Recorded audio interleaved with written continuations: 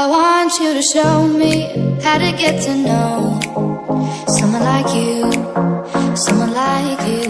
I want you to know. السلام عليكم. والبداية من قطر. تعرض مدافع برشلونة الإسباني جيرارد بيكيه أمس الأربعاء لحادثة في العاصمة القطرية الدوحة، حيث كان يقوم برحلة سفاري عبر الكثبان الرملية. ويظهر في مقطع الفيديو الذي نشرته صحيفة الماركا الإسبانية بيكيه وهو يتسابق مع زملائه في الفريق جوردي ألبا وسيرجيو بوسكيتس. وقبل نهاية الفيديو صرخ المدافع بعد سقوطه في منحدر وسط الصحراء.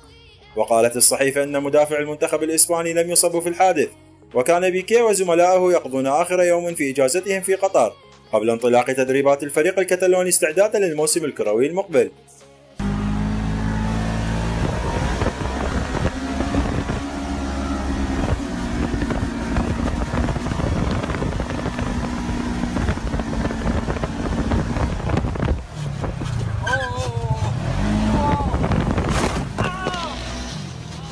وإلى الصين، حيث نشر نادي جوانزو الصيني بيانا صحفيا يؤكد فيه رفضه التفريط في نجمه البرازيلي باولينيو بعد تقديم فريق برشلونة الإسباني عرضا رسميا لضمه. وأشارت التقارير الصحفية منذ فترة عن اهتمام نادي برشلونة بضم باولينيو بمبلغ 20 مليون يورو، وذلك من أجل تعزيز خط وسط الفريق، خاصة بعد تألقه مع ناديه الصيني ومنتخب البرازيلي في الآونة الأخيرة.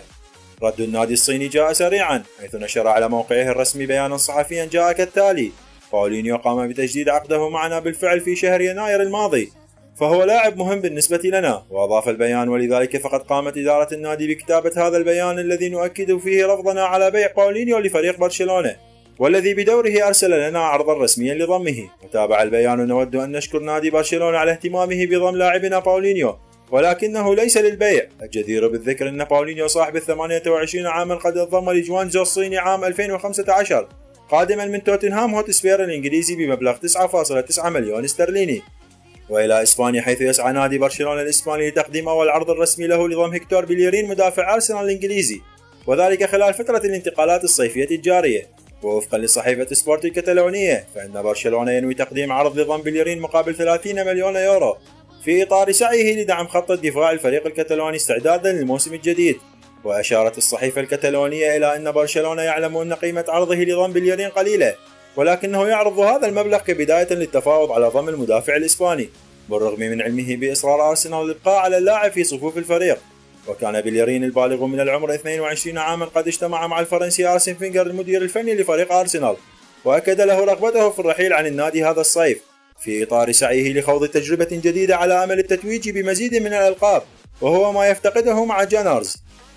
ذكرت صحيفة ماركا الإسبانية أن ريال مدريد جدد مفاوضاته مع موناكو الفرنسي من أجل التعاقد مع المهاجم الشاب كيليان مبابي خلال فترة الانتقالات الصيفية الحالية.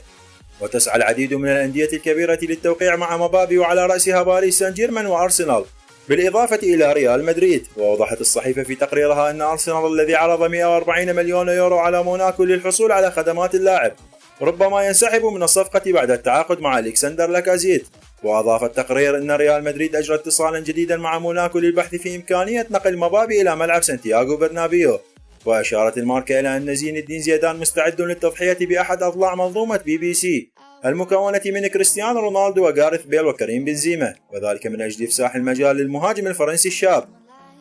وإلى إنجلترا، حيث أكدت شبكة سكاي سبورت أن نادي إيفرتون الإنجليزي قد وافق على انضمام مهاجمه المميز روميليو لوكاكو لفريق مانشستر يونايتد هذا الصيف.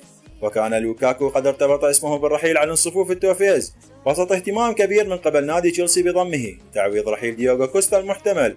ولكن خرجت تقارير صحفية مساء أمس تشير لاقتراب لوكاكو من التعاقد مع الشياطين الحمر، وهو ما تم تأكيده اليوم الخميس. كشفت الشبكة أن إيفرتون قد وافق على بيع لوكاكو لمانشستر يونايتد بمبلغ 75 مليون استرليني، والصفقة سيتم الإعلان عنها بشكل رسمي في الأيام القليلة المقبلة بعد إجراء اللاعب للكشف الطبي.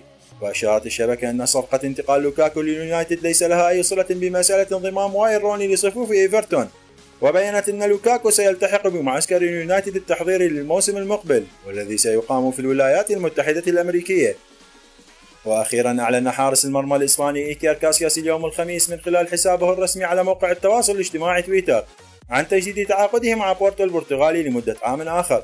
وأثيرت العديد من الشائعات في الأسابيع القليلة الماضية عن رحيل حارس ريال مدريد السابق عن الدوري البرتغالي والانتقال إلى أحد من الأندية الفرنسية أو الإنجليزية. وعاد كاسياس من إجازته الصيفية إلى البرتغال يوم الثلاثاء الماضي وذلك من أجل بدء فترة الاستعدادات للموسم الجديد قبل أن يعلن رسميا اليوم عن تجديد عقده مع بورتو. وقال كاسياس من خلال تغريدته على التويتر والتي أعاد حساب بورتو الرسمي نشرها: أنا سعيد جدا باستمراري لموسم آخر مع بورتو ومتحمس لخوض تحديات قادمة. أتمنى منكم أعزائي المشاهدين المشاركة في التعليقات وإبداء آراءكم حول هذه النشرة. شكرا لكم جميعا.